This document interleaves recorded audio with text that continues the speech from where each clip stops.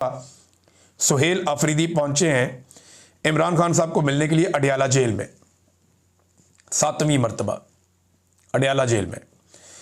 यानी एक वज़ीर आला है, वो अपने लीडर को मिलना चाहता है जिसके नाम पे वोट लिया हुआ है।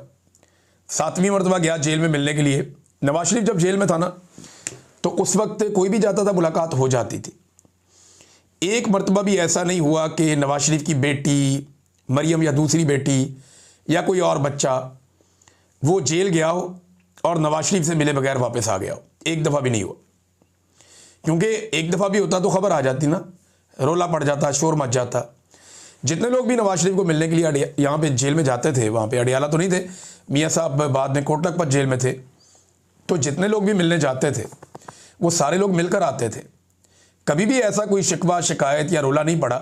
हाँ, सिर्फ इमरान खान ने एक दफ़ा स्टेटमेंट दिया था, मैं इसका एसी उतार लूँगा नवाज शरीफ का, लेकिन एसी उतारा नहीं था, क्योंकि शहबाज शरीफ ने उसके बाद एक बाकायदा दरख्वास्त जमा करवा दी थी कि एसी ना उतारा जाए। तो नवाज शरीफ साहब जब तक रहे जेल में तब तक उनका एसी लगा हुआ था। लेकिन मैं हैरान हूँ, एहसन इकबाल साहब इस उम्र में क्यों आप झूठ बोल देते हैं। एहसन इकबाल साहब ने कहा जी नवाज शरीफ साहब को मैं जेल मिलने गया तो वो पसीने में शराबोर थे। तो देखिए, एक तो उन्होंने कंफर्म किया कि उनकी एहसन इकबाल साहब की नवाज शरीफ साहब से मुलाकात हो गई, और दूसरा नवाज शरीफ साहब का तो एसी लगा हुआ था। आज तो किसी को मुलाकात भी नहीं करने देते इमरान खान साहब से। उनका अपना वज़ीर आला मिलना चाहता है, उसको नहीं मिलने देते, और जो नहीं मिलने देते वो पाकिस्तान की मिलिट्री एस्टेब्लिशमेंट और पंजाब हुकूमत का एक गठजोड़ है जो इमरान खान साहब की मुलाकातों को रोकते हैं। तो 7वीं मरतबा सुहेल अफरीदी गया, उसको नहीं मिलने दिया। सुहेल अफरीदी ने वहाँ पुलिस के साथ कोई बहस भी की और ने कहा जनाब कि आप ज़्यादती कर रहे हैं, मेरे पास अदालती ऑर्डर है, मैं 7 मरतबा अदालती ऑर्डर लेकर आया हूँ, लेकिन मुझे मेरे लीडर से नहीं मिलने दिया जा रहा। और उसकी बहनों को भी यहाँ पे तशद्दुद किया गया, मेरे सूबाई वज़रा को यहाँ तशद्दुद किया गया, और MNAs को भी यहाँ पे तशद्दुद किया गया है।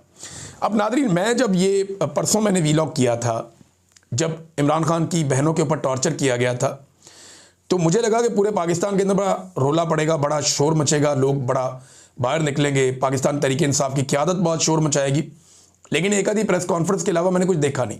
हाँ, सोशल मीडिया पे लोगों ने बड़ा रोला डाला, लेकिन इमरान खान साहब की बहनों को मार पड़ने पर, उनके साथ खींचातानी करने पर, उन्हें सड़क पे बालों से पकड़ के घसीटने पर पाकिस्तान तहरीक इंसाफ का सोशल मीडिया पे रद्दमल अच्छा रहा, लेकिन प्रैक्टिकली कोई ऐसा रद्दमल नहीं आया। सिर्फ लाहौर में मैंने यूथ विंग के नौजवानों की एक रैली देखी है आज के दिनों में, जो उन्होंने निकाली और निकाल के उन्होंने एहतजाज किया, और उन्होंने इमरान खान साहब की बहनों की तस्वीरें और इमरान खान की तस्वीरें उठाई हुई थी, वो वहाँ पर एहतजाज कर रहे थे।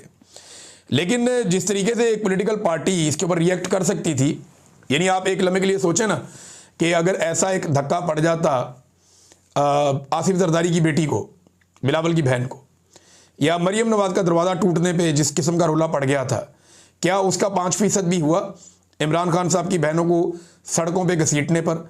अच्छा, एक और चीज़ मैं देख रहा हूँ कि कुछ लोग इसकी मजम्मत कर रहे हैं, लेकिन साथ साथ वो ये भी कह रहे हैं कि PTI की क़यादत को भी वहाँ पर होना चाहिए था। देखिए, मैं एक चीज़ आपको बताऊं कि जुल्म ही होता है। आप मजलूमों की तादाद जितनी मर्जी बढ़ा दें, वो जुल्म ही रहता है।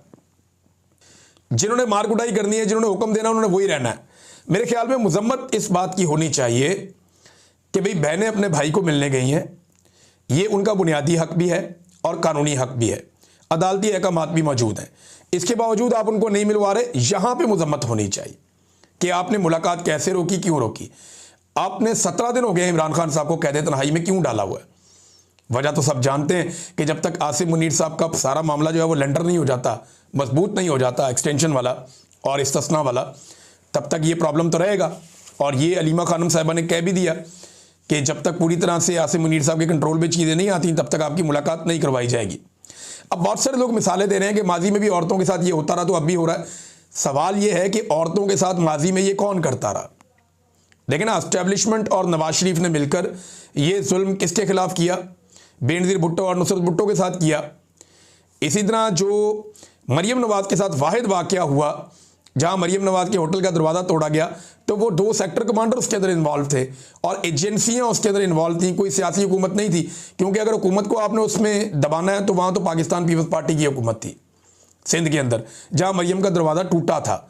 लिहाजा वहाँ पे एस्टेब्लिशमेंट ने ही ये काम किया, आज भी एस्टेब्लिशमेंट ही ये काम कर रही है।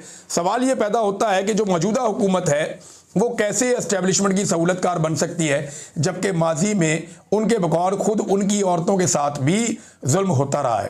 میرے خیال میں پاکستان میں جو عورت کارڈ ہے نا وہ ختم ہی کر دینا چاہیے. اب عمران خان کی بہنوں کا سیاست سے تعلق کوئی نہیں ہے. چلے مریم نواز، فریال تالپور یہ تو سیاست کرتی ہیں نا. بینظیر بھٹو بھی ایک سیاسی خاتون تھی، الیکشن لڑتی تھی. یا جو باقی خواتین الیکشن لڑتی ہیں ان کو آپ الگ کر دیں، لیکن جو غیر سیاسی خواتین ہیں ان کے ساتھ تو کم سے کم زیادتی نہ کریں. کبھی عمران خان کی بہن نے کسی نے کہا ہو کہ میں نے الیکشن لڑنا ہے یا میں سیاست پہ بات کرنا چاہتی ہوں، وہ صرف اپنے بھائی کو ملنے جاتی ہیں، اپنے بھائی کا کیس لڑتی ہیں اور وہ یہ کہتی ہیں کہ جب بھی کبھی ہمارا بھائی باہر آئے گا ہمارا سیاست سے تعلق ہی کوئی نہیں ہے. اور ہم جب جیل میں ملنے جاتی ہیں تو جو بات عمران خان صاحب ہمیں کہتے ہیں باہر جا کے بتانے کو، ہم صرف ان کا پیغام باہر لے کر آتے ہیں.